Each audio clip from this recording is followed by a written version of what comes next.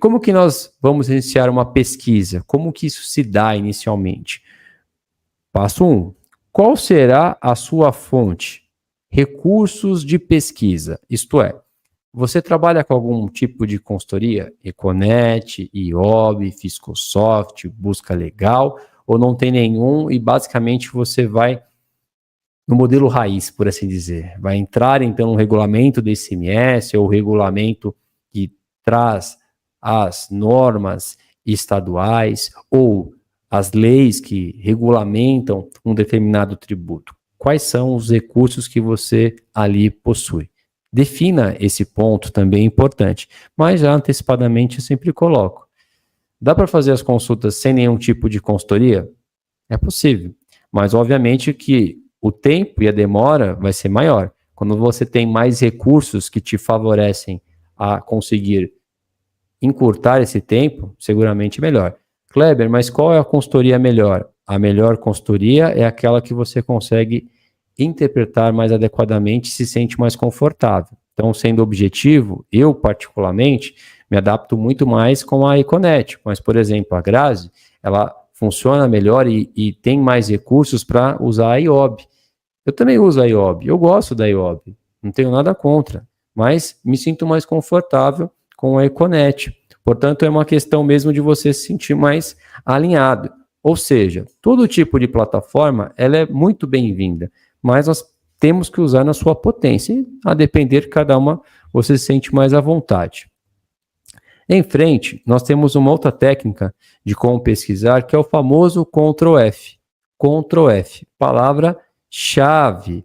A palavra-chave, o que significa isso? Nós vamos fazer na prática daqui a pouquinho, mas define um critério. O que você está pesquisando exatamente? Às vezes você tem diversos artigos e aí você não sabe exatamente qual é o artigo que você pode, então, entender um determinado assunto. Mas quando a gente tem uma palavra-chave sobre um tema, fica muito mais fácil para a gente conseguir, assim, avançar num tema. Depois, nós temos aqui embaixo as respostas à consulta. O que é isso? Eu sempre digo que é importante nós sabermos, antes de mais nada, como que o fisco pensa sobre um determinado assunto. Portanto, se de repente você quer saber sobre um assunto relacionado ao ICMS, nós vamos pesquisar daqui a pouquinho um assunto que está em voga, que é sobre as transferências.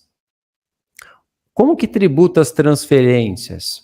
Qual é o CFOP? Qual que é o CST?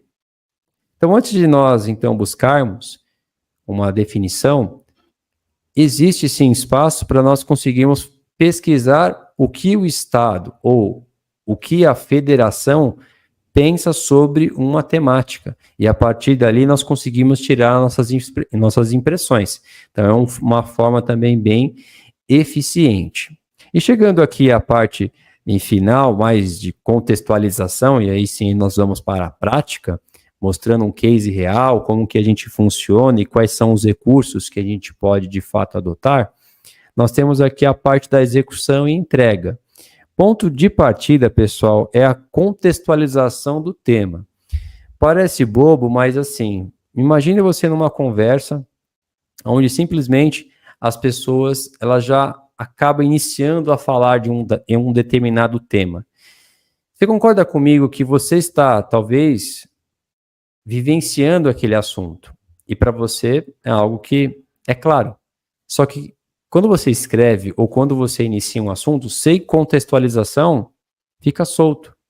Então, assim, se eu saio simplesmente falando sobre um assunto sem falar exatamente qual é o pano de fundo que nós chamamos, qual é o objeto, fica solto. Então, nós temos que contextualizar sobre o assunto. Aonde, por exemplo, nós podemos citar que mudou a dinâmica relacionada. Portanto, a partir de 2024, houve alterações na medida em que se mostrou a legislação de modo a alterar os elementos que nós tínhamos outrora, e a partir então dessa data, existe então uma determinação diferente. Portanto, essa contextualização é importante porque tem que garantir que as pessoas que estão recebendo esse dado fica muito mais claro. Então, só um exemplo para vocês perceberem que temos que contextualizar.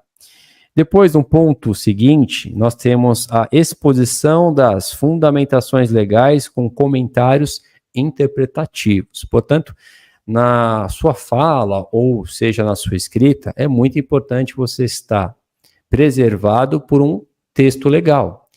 Não basta só colocar sim ou não. Nós temos que, de fato, demonstrar como você chegou àquela conclusão, até para fortalecer aquilo que você havia mencionado.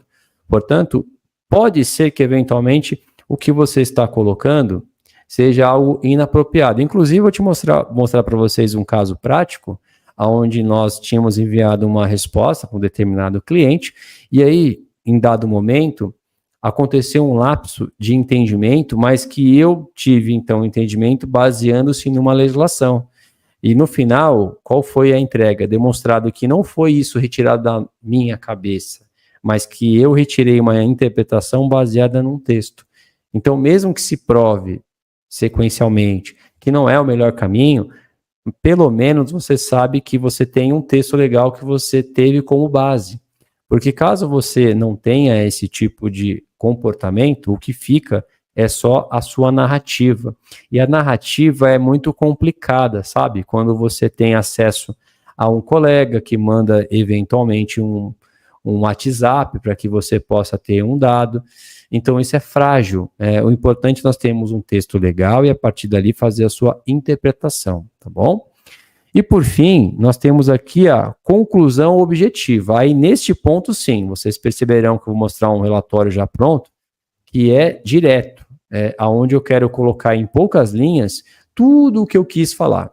Porque eu sei que vai ter pessoas que vai ler esse conteúdo que quer saber o objetivo, exatamente sim ou não. E a partir dali, sim, você pode colocar uma resposta objetiva, mas sem se furtar de todo o conteúdo que você construiu. E aí sim você tem essa liberdade de resumir em 2 ou 3 folhas. Basicamente isto.